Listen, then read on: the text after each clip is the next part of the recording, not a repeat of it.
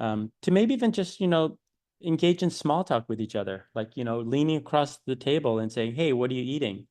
And so the way I sort of pitched this book to my agent was, come for the egg rolls, but stay for the talk on racism, because, you're going to get all that food porn, but, we're going to talk about some serious things, but hopefully in a way that actually brings us together because these are serious subjects. I wouldn't want to avoid them.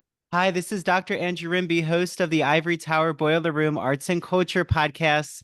If you haven't, please take a second to rate us on Spotify or Apple Podcasts. Please make sure you're following us on Spotify or Apple. And did you know we have a YouTube channel? Please subscribe to our YouTube channel. It really means a lot.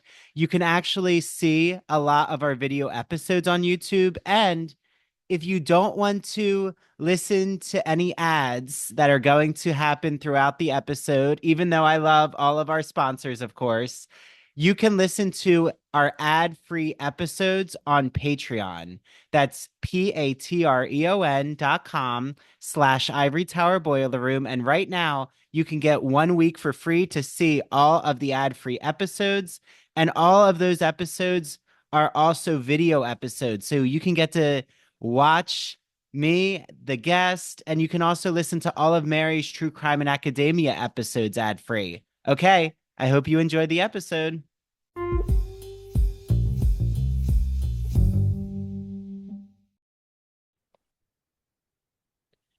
Hi, everyone. Welcome back to the Ivory Tower Boiler Room. This is Dr. Andrew Rimby. I am so excited to be joined with Curtis Chin. Here's a little information about Curtis. He is the co-founder of the Asian American Writers Workshop in New York City, which he served as the nonprofit's first executive director. He went on to write for network television before transitioning to social justice documentaries. He has screened his films at more than 600 venues in 16 countries. And he just told me that the book tour that he just came off of was over 200. I think he told me that he had done the talk at more than 200 places, which is just amazing.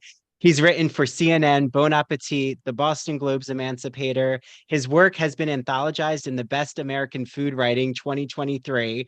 I'm assuming that you should read that when you're eating and not on an empty stomach. He's a graduate of the University of Michigan and a former visiting scholar at New York University. He's received awards from ABC Disney Television, the New York Foundation for the Arts, the National Endowment for the Arts, and much more. And I'm so happy to be joined with him to talk all things his memoir, Everything I Learned in a Chinese Restaurant, which I know he's going to tell us is being released as a paperback edition in October. So welcome to the ITBR, Curtis. Thank you. I'm so excited to be here.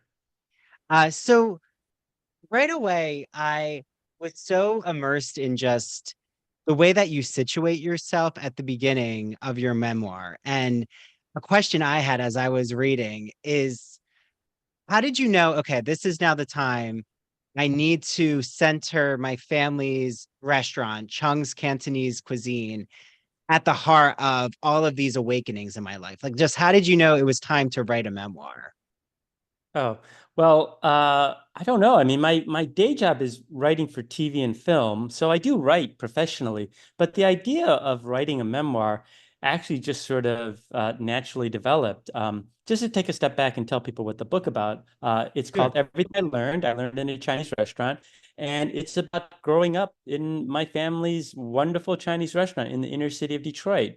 This is during the 80s when it was a really difficult time period for the city. Not only was the auto industry, really taking a hit on the city, but there was crack cocaine, there was AIDS. I knew 5 people murdered by the time I was 18 years old. But at the same time, we had this wonderful Chinese restaurant right in the heart of the inner city where my parents were able to raise me and my five siblings.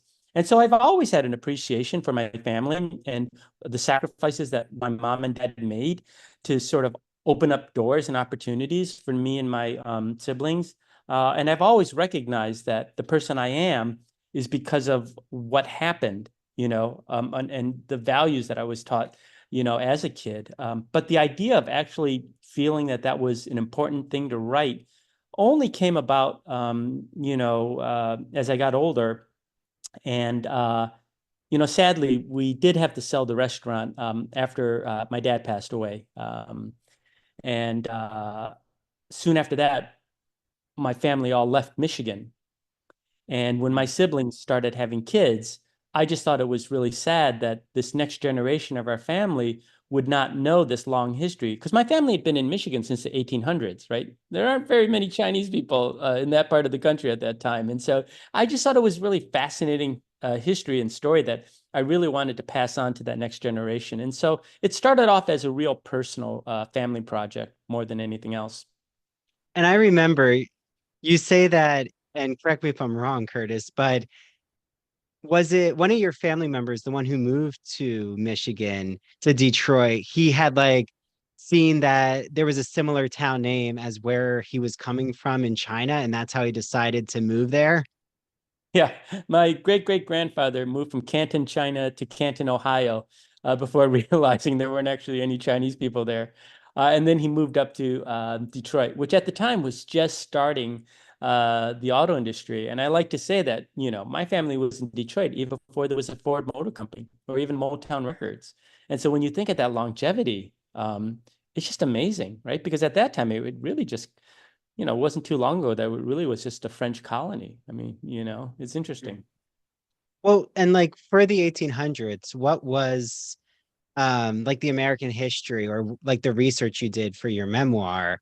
What was the situation across America with you know, those who had just come from China? Like I know newly formed like Chinatowns. I grew up by Philly, so like there's a very prominent Chinatown, or even having gone to Manhattan, San Francisco.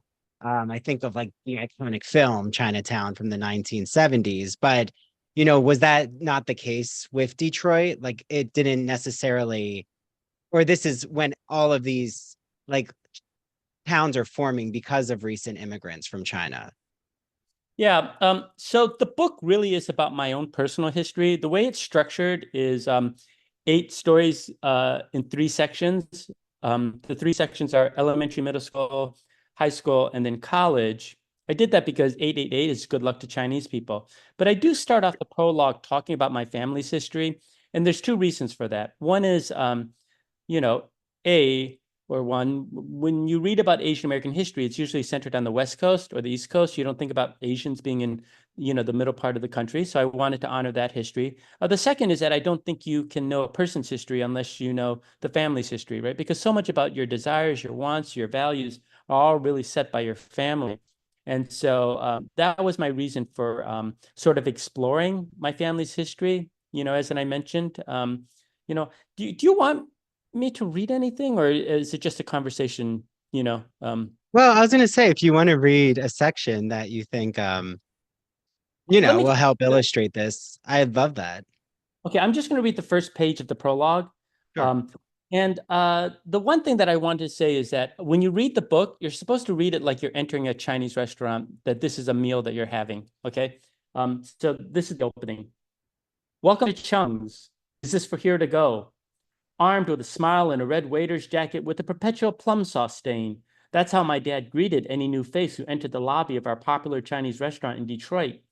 Interestingly, my great great grandpa Gong Li Chin had faced the same question in the late 1800s as he stood cold and alone on a rickety dock in Guangzhou, China, trying to decide his future and that of his young impoverished family. For here to go. For here to go. As I got older, it was a question I asked myself. Starting in our restaurant's long and open back kitchen, where my family made some of our most popular items, including the tangiest barbecue pork and best smelling almond cookies, my mom taught me my first lessons. Before diving into math, English, and geography, she began with a little American history, tales of elders and ancestors, our family as prologue. And so the prologue does follow that journey, like from the late 1800s, as they tried to move up to Detroit. At that time in the country, there was a lot of anti-Asian violence, um, which also led to the creation of this thing called the Chinese Exclusion Act. So what was happening was that a lot of or a handful of the Chinese on the West Coast started moving inland to sort of avoid that violence. And I feel like that's when cities like Chicago and Detroit and St. Louis started, um, they're small Chinatowns, right? And they never got terribly large. There was no attraction to bringing there, but for people that were willing to take the risk of going into these uh, areas where there was not a lot of familiarity, it might have actually led to a lot of safety for them, right? Because a lot of times, it takes it's like if you have a few minorities, it's okay, but then Mhm, once that number starts to become visible, then it becomes a problem, and so mhm. because of that, these Chinatowns never got really large. Well, and I just remember how important your family's, well, first, where does the name Chung come from? Like, what's the origin of why it's called that for the Cantonese restaurant? Well, so the restaurant was founded by my great no, by my great grandfather, and he had two children by his first wife. And so it was when he passed it on to his kids. He passed it on to my grandfather, whose last name is Chin, but he also passed half the restaurant to his oldest daughter, who was married to a man named Harry Chung. And so they Mhm. took Harry's last name because they already had another restaurant named Chin's.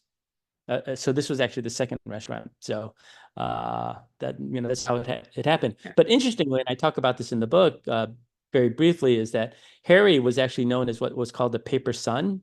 So I don't know if you have historians here who know what that means, but a lot of Chinese, because of the Chinese Exclusion Act, weren't allowed to come into this country, but they were able to have false documents declaring that they were the child of somebody else. And as long as they passed the entrance test, then they could come in. So a lot of people, quote unquote, adopted paper sons. Oh, And so interesting. paper son. Yeah. Yeah. Well, and I just remember how much the restaurant, like throughout your whole childhood, like you so vividly, which is why I love listening or reading to your book, is like whether it be how you organize it with appetizers, like you go through the whole menu and like that speaks to each passage of your life. And I think that it's fascinating how even like when you were in school, it was like, okay, now I have to go to the restaurant. Or even I remember one family member like wasn't able to graduate because they had to then work at the restaurant. That might have been your father. Yeah. Okay. So, like when, because you are ABC or American born Chinese, like how was that generational difference? Like of you actually then starting to adopt American customs? Or like you said, you were in the heart of Motown. So like you were like swept by the 1970s, 80s, like you're swept by these decades. Was there like family conflict from that? How did you process all of that?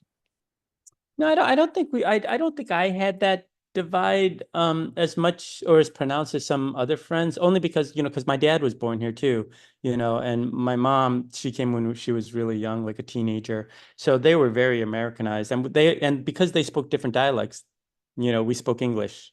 I mean, so I don't know if I had that much going on, but one thing I love to say is that so a lot of the book is about the food, which is, obvious, but it's also about the customers, all the different people that sort of came into our restaurant. And, whether it was the mayor of Detroit to the local pimps and prostitutes, everybody came in, right? Because that's one of the things about a Chinese restaurant, right? It really gets a diverse clientele. And even though we were at the restaurant for as much as 80 hours a week over the summers, like 7 days a Wow. week, open to close, I felt like I got to see the city because people came in, right? And they sat and we got to talk to them. And people will often ask me, what's the first lesson? What's the most important lesson you learned growing up in that Chinese restaurant? And I always say that it's what my dad taught me as soon as I got to sit in the dining room. And his first lesson was when you're a little kid, oftentimes your parents will say, "Don't talk to strangers." My dad and my mom, they gave me the exact opposite advice. They said talk to strangers. And who they were talking about were the people sitting in the dining room because, yeah, as you mentioned, my dad had to drop out of community college to work at the family business.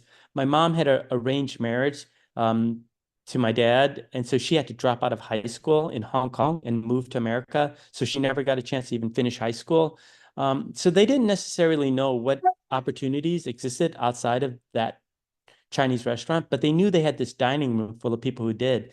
And so anytime my dad met somebody who was, interesting, seemed really happy, he'd call all six of us kids to run over and barrage them with questions of, what do you do for a living? How'd you get your job? How much money do you make? And so it's this idea of just talking and listening to different people that my parents always encouraged us. So I don't know if I was ever limited, with Mhm. a sense of this is one way to be an American. This is one way to live in America.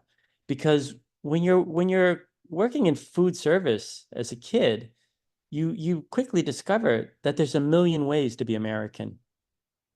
Well, and I love when you describe how your family, and like you just described it, but like, why is there a link to Jewish Americans and Chinese Americans? And you're like, well, the food, the dietary restrictions with, Jewish culture is follows a lot of the cuisine of, Chinese food. So then it makes sense. It's like, oh, okay, well, that's why, not mixing dairy with meat.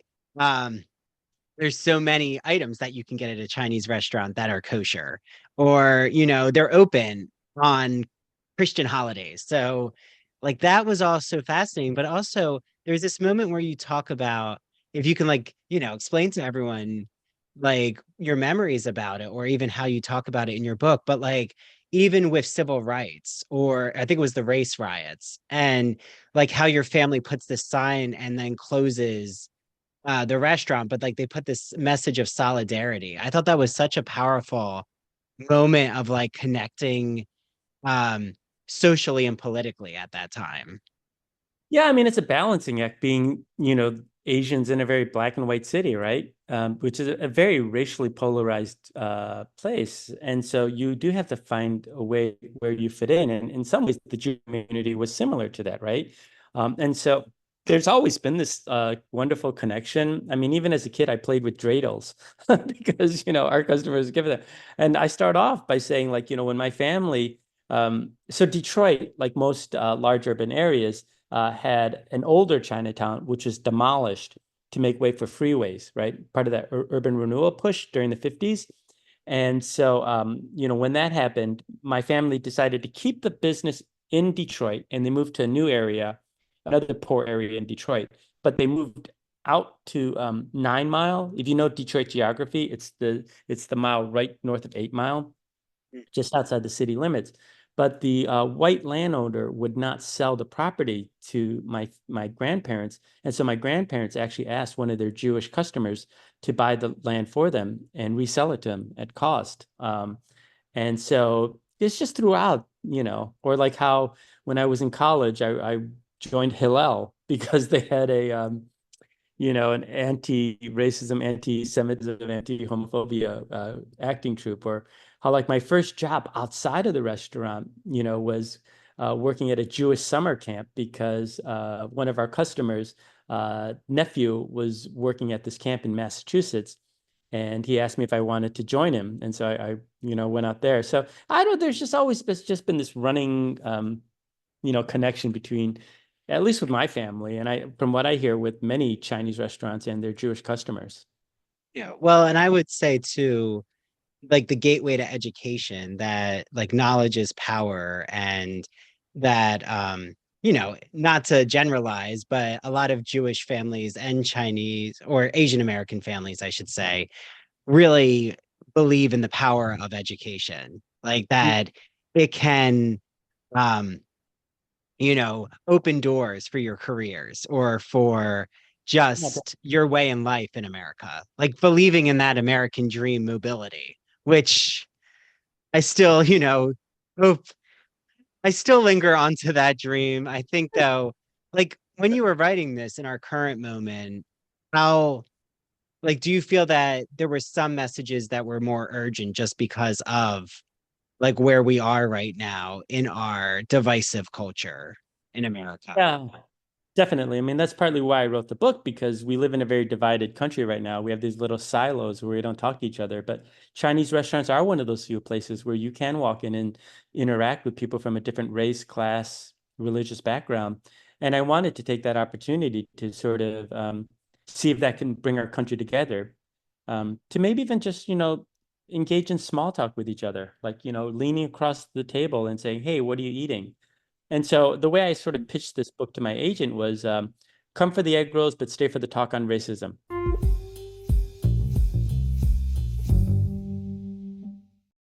Have you heard me gush and obsess over one of my favorite magazines? It's called The Gay and Lesbian Review, a bi-monthly magazine of history, culture, and politics. Yes, focusing on all things LGBTQ arts and culture. So from reviews like the new Daniel Craig film called Queer to musicals, theater, TV shows, the new January, February issue just was mailed to my house. Yes, I still get a physical copy of the magazine. There is a discussion about sodomy at the court of Louis the 14th, how Mark Twain was bottom shamed. Yeah, I know. A scandalous title. I'm really curious what that means. And just so many conversations that will have you doing a Google search to find either the book that's being reviewed, the TV show that's being talked about, the film that's being discussed. I love the Gay and Lesbian Review. And they gave us an exclusive code. So all you ITBR listeners, make sure that you write down the code ITBR50. Go to glreview.org and you can get either the digital or print subscription for 50% off. Yes, 50% off. Use that code ITBR50. I hope you enjoy your reading. So you all know that I am such a fan of musical theater and classic movies. So I can't wait for you all to listen to one of my good friends' podcasts. It's called That Old Gay Classic Cinema, hosted by Christian Garcia. It's a podcast that looks at classic cinema films that we know and love. And he was inspired by Turner Classic Movies and The Great Movie Ride. Remember that amazing ride where the Wicked Witch of the West rose up in a burst of flame in Disney? That was one of my favorite rides. I'm so sad it closed. So, while looking at classic films, Christian is so excited to look at it with a queer lens. And he brings on friends like myself to talk about all of these films. I was on the first episode when we discussed The Sound of Music. I've been on an episode of Alfred Hitchcock's Vertigo. He just released an episode about the Philadelphia story. He's done Meet Me in St. Louis, Sweet Charity, Psycho, Mary Poppins, Hello Dolly. He had on Down the Yellow Brick Road hosts and the Garland Gab hosts to talk about The Wizard of Oz. So make sure that you listen to That Old Gay Classic Cinema on Apple and Spotify and follow him on TikTok and Instagram at That Old Gay Classic Cinema. Okay, start watching the classic movies and make sure you listen to Christian's podcasts.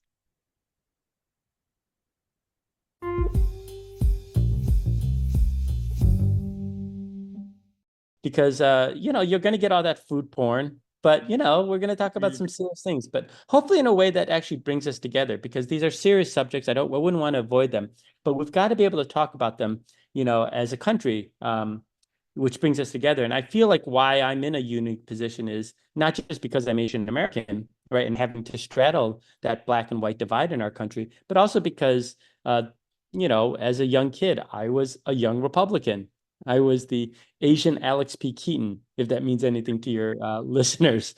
But I was like senior class president, president of National Honor Society. I co-founded the Young Republican Club, Students Against Smoking. Margaret Thatcher was my imaginary girlfriend. And so I have a sense of what that party's like and where it's at now and the origins of all that. And so, I would like our country to get back to that point where people from different sides of the aisle can actually engage in debates, discussions with each other. We can't even seem to do that anymore, which really, pains me because, you know, I remember those days when we could still do that. Mm, yeah. No, I mean, I feel like your work is such an urgent call for unity and healing. And I feel like we need more, to turn to more of these works. It's so empowering. And, Curtis, like, what was it? There's this moment also where the way you describe intersectional identity, I think is so brilliantly worded where like you say that your race, your class, your sexuality all collided in this one major moment. Like, can you describe what you meant by that? Like how these three identities really came to a head and how it's almost an awakening you're experiencing of processing your identities. Um, I think I knew which story you're talking about, but Mhm. you're talking about the night in the restaurant. Yes, Uh, yes, the restaurant. So just to set this up for the listeners, is that this is the 80s. AIDS was really ravaging the gay community on the coast. I was in Michigan, right? Which we were starting to get the effects of AIDS, but as a young kid at that age, a 17-year-old, it scared the shit out of me. Like this idea that, oh my God, I'm going to be dead soon. Because anytime you saw anything about gay people in the newspaper, they were in the hospital dying and they'd been disowned by their family, right? I mean, that era was really, really quite different for the LGBT community because you're really coming out of that era when we really were still a mental illness, right? Where we were still lumped in with pedophiles and, alcoholics and things like that. And so as a gay kid, closeted gay kid, um, I just didn't see a bright future, right? But then one night, this couple comes in, this man and a woman, and they're just laughing and having this great time. And I started to, notice them a bit. And I realized that the woman was actually a drag queen, right? Because there was a drag bar like 3 doors down from us. So anyway, I realized that they were it was a drag queen. And, so I just started being really nice to them because it made me so happy to see this couple. And I finally thought like, wow, maybe being gay isn't a death sentence. Maybe you can actually find happiness. And so I started doing all these really nice things, like giving them free stuff, which my grandmother would have really, hated me for doing. But, I wanted to do it. And, at some point, maybe the drag queen noticed I was paying extra attention. But as I was taking their order back to the kitchen to place the order, the drag queen yells across the dining room floor, "You better not be serving us dog meat." And I'm like, ouch, my whole excitement of seeing these people now turned to like, how much just confusion. And, I talk about it in the book. Like I said, just because the village people didn't have a Chinese waiter didn't mean that, the Chinese waiter couldn't be gay as well, right? Like what in this person's experience was so damaged that they thought that any attention from a teenage kid was automatically negative, right? Maybe it was admiration. I don't know. It's an image that just always stuck with me growing up. It's like, I wanted to be your friends. I thought you guys were my future, but it just turned out you guys were kind of jerks. So, Yeah, like did you feel that not just that story, but you know, in your memoir, you really counter that idea, like the pathologizing idea of Asian American men, um, this emasculating or like the that especially like gay Asian men, um, fall into this like effeminacy, which again, there's nothing wrong at all with like having feminine. I think we should all have like feminine, masculine qualities. All of that is a different discussion. But why, why do you think society tries to really show the sexuality of Asian American men in this emasculating light? hmm. Well, I talk about in the beginning where actually you're right about that. It's a negative portrayal in that sense, the way it is brought up. But for me, it was also the lack of sexuality, right? Where people don't see Asian men as a sexual being. And I think I have a unique perspective on this because I've had straight Asian men ask me about that, about the erasure of Asian men right back then. And I think for them, it might have been really hard, right? Because they wanted to be seen as sexual, because they wanted to date and things like that. But as a closeted gay kid at that time, I was actually relieved that nobody was asking me about my sexuality. That for me, it was better to just remain, this blank slate to these people where they were uninterested in asking me or probing into my sexual identity because that would have, unleashed a lot of questions about being gay and stuff like that. So I use that invisibility in some ways as a cloak, a power, you know. Mm. And it was after I got older into my teen years where I started to feel more confident in terms of wanting to assert a certain sexual identity or a certain idea that, then it started to feel like, okay, well, this is something I need to challenge, this idea of being sexless or asexual or whatever. Yeah. Yeah. And did getting to the end of writing your memoir, like what were some lessons or reflection, I should say, that you came away with? Like, was there anything about, your intersectional identities or even um like did you feel like you healed any misconceptions you had even about yourself from the writing process? When I first started writing the book, it was really just a humor book about my mean grandmother and my grandfather who ran the Chinese mafia. I like, okay, there's enough stories here. But, as I continued writing the book, the country was going through these changes with George Floyd being murdered and the rise in anti-Asian hate. And I then started to shift the book to sort of address that moment, to talk about some of these other more serious issues like racial identity, AIDS, things like that. That was not my intention when I first set out to write the book. It really was just a funny book. And I'm glad that people still call it a humor book. I mean, it's hopefully, makes you laugh. But I started to add the serious stuff. And so it became a much more difficult book than I to write than I was initially planning, right? I just thought I would have fun, but then um, because I did go through a lot of difficult stuff growing up as a kid, and I think it's all right as a human being to sort of move forward sometimes and not Mhm. pick at all the scabs. But I think when you're writing a memoir, it sort of forces you to sit back and reflect. And so I thought about things that I hadn't thought about in years, you know. So yeah, what did I learn from that process? I don't know. I mean, the book is filled with all types of different lessons. I mean, obviously there are cooking lessons, there Mhm. are mahjong lessons, there are just lessons about, how to be. One of the running jokes in the book is that, in a family of cooks where everybody had a specialty, I was the worst cook.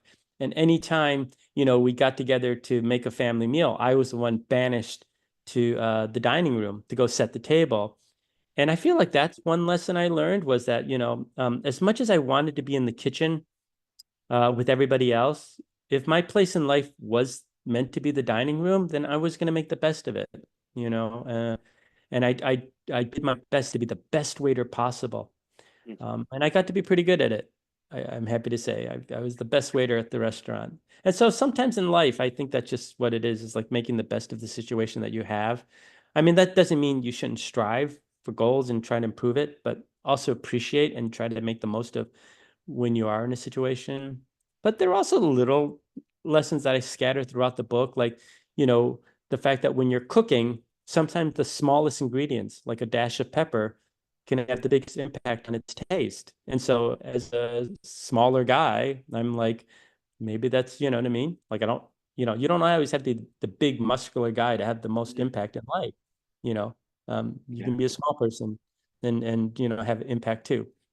Well, and I love how any customer who, and even your reader, like I love how you intertwine this metaphor that like the customers in Chung's Cantonese restaurant are your readers as well. So it's almost like some of the most empowering moments is just learning the history that whether it be your family or the history of the ingredients of cuisine, um, is just to ask the question in the first place. Like, I'm sure when you were working at your family's restaurant, it was probably exciting when a customer would come in with their family and just say, bring us your favorite dishes instead of like assuming that they know the whole menu and trying to like one up you.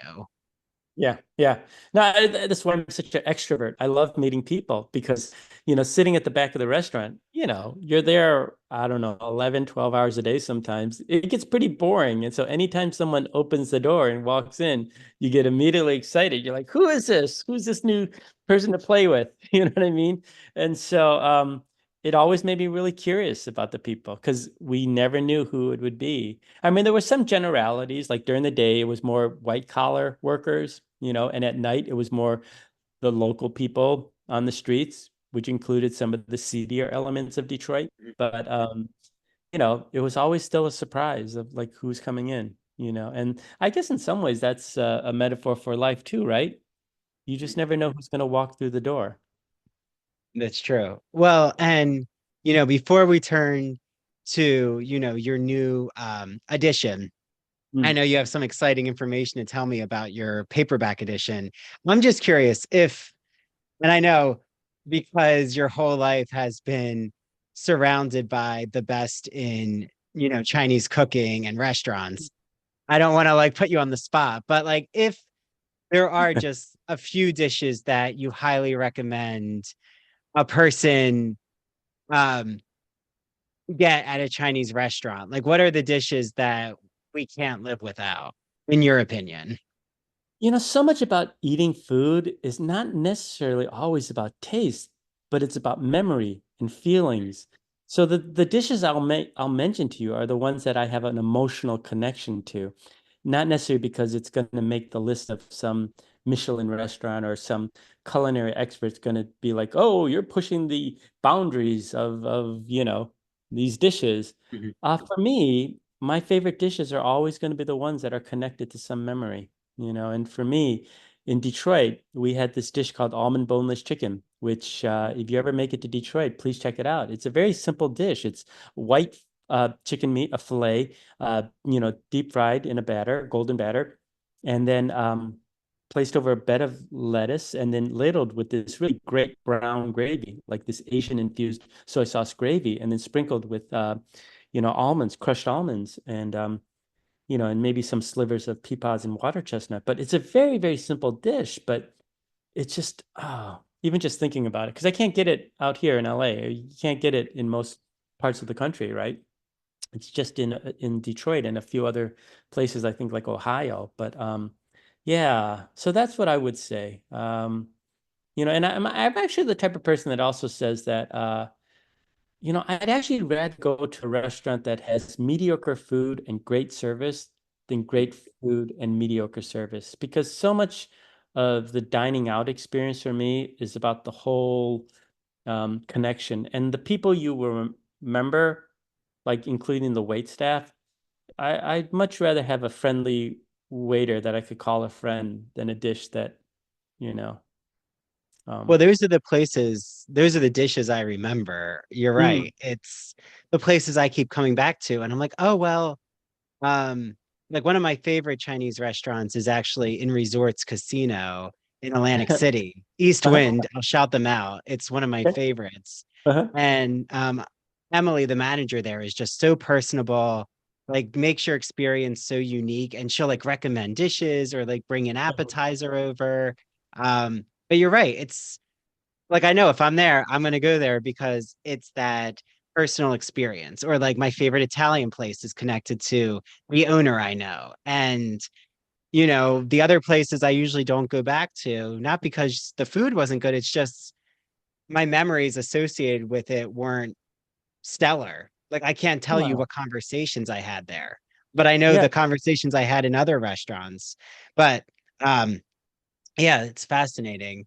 yeah. Um, I'd like to share this one story. So like you said, I've done over 250 events around the country.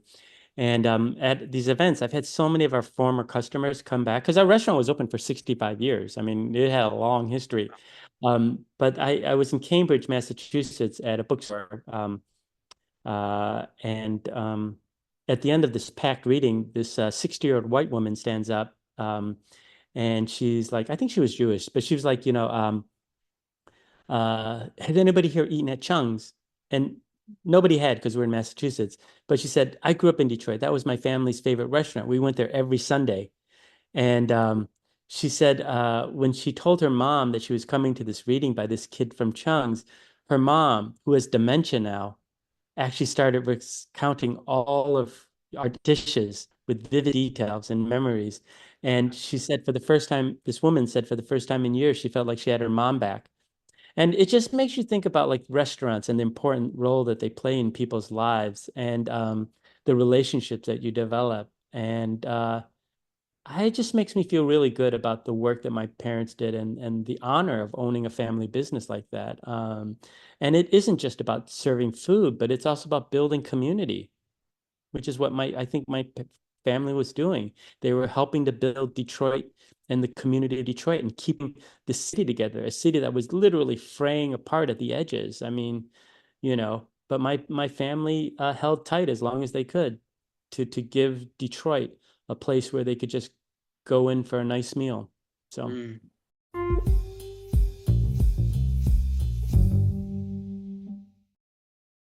As an English professor, I would have no idea where to begin with books to assign to my students. So I absolutely love Broadview Press, who is celebrating their 40th anniversary.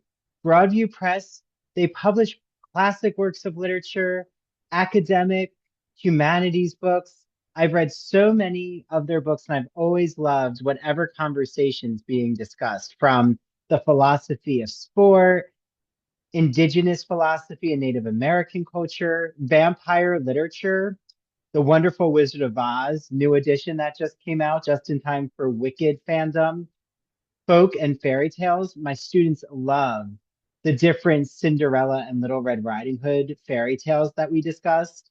They always have a really exciting collection. So head on over right now to broadviewpress.com. Use the exclusive code that they gave us, Ivory Tower, for 20% off all of your orders. I hope you enjoy your reading, and please let me know and DM me with the books that you're getting from Broadview Press, because I'd love to share it with Dylan from Broadview Press, who always is curious to see what the Ivory Tower Boiler Room community is purchasing. So enjoy your reading, and I hope you discover even more exciting humanities works.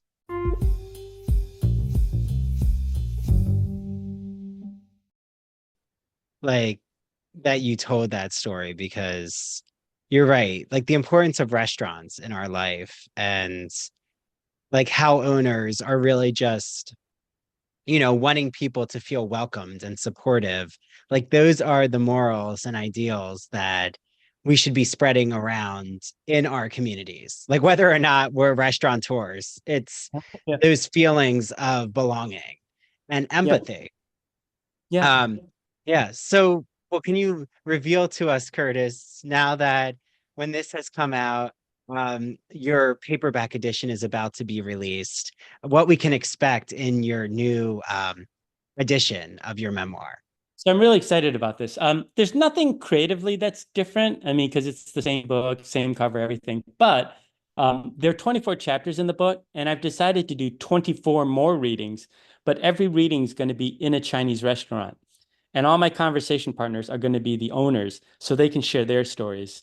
And I'm going to record or film all this and actually produce an 8-part docuseries on the history of Chinese restaurants in America, following the immigration patterns, because there's so much that you can learn. Just looking at starting off with the Cantonese that first came, during the gold rush, to the Taiwanese that came in the 60s, the Mandarin that came in the 80s. There's so much you can learn about like American history, American geopolitics, through the lens of a Chinese restaurant. And so that's going to be a lot of fun. And, I hope to see some of your, listeners on the road. Yes. Yes. Well, and I'll try if I'm, if you happen to make it, I'm sure you will, but in New York City or Philly, or anywhere in the New Jersey, New York area, I will definitely be on the lookout. I'll be in Philly this weekend. I'm going for a big conference there, but I'm definitely going to include, you have to include New York City and DC. So it's a question of Philly. I'm talking to some people in New Jersey. Part of it is just matching up the different restaurants so they reflect a particular wave of immigration, Mhm. you know. Well, Uh, Atlantic City is an interesting place. I thought of They, going to yeah. Vegas and doing the buffet because there is the Mhm. idea of the buffet, because I'm going to do everything. I'll even do a Panda Express somewhere. You know what I mean? Because that's Chinese food too. That's That's true. part of food history. Or boba shops, that's part of Mm. China. food service history too. So yeah, I'm not limited just like to the old Cantonese style chop suey places. So yeah, I'm sure I'll make it out that way. Yeah, yeah, wonderful. Well, thank you so much, Curtis. Where can everyone, follow you on social media and, therefore get their hands on your work? Yeah, the easiest place is Instagram. I'm at Curtis Chin 8 there, but you can also go to my website, Curtis Chin from Detroit. I try to update that with my tour schedule and other things and video clips, et cetera, et cetera. But yeah, that's probably my website. Wonderful. Well, this was such, an enjoyable, exciting, insightful conversation with you. I absolutely love your memoir, Everything I Learned in a Chinese Restaurant. Everyone out there, get your hands or get your earbuds listening because Curtis is such a wonderful reader of his audiobook. And thank you so much for coming on the ITBR podcast. Thanks for having me, Andrew.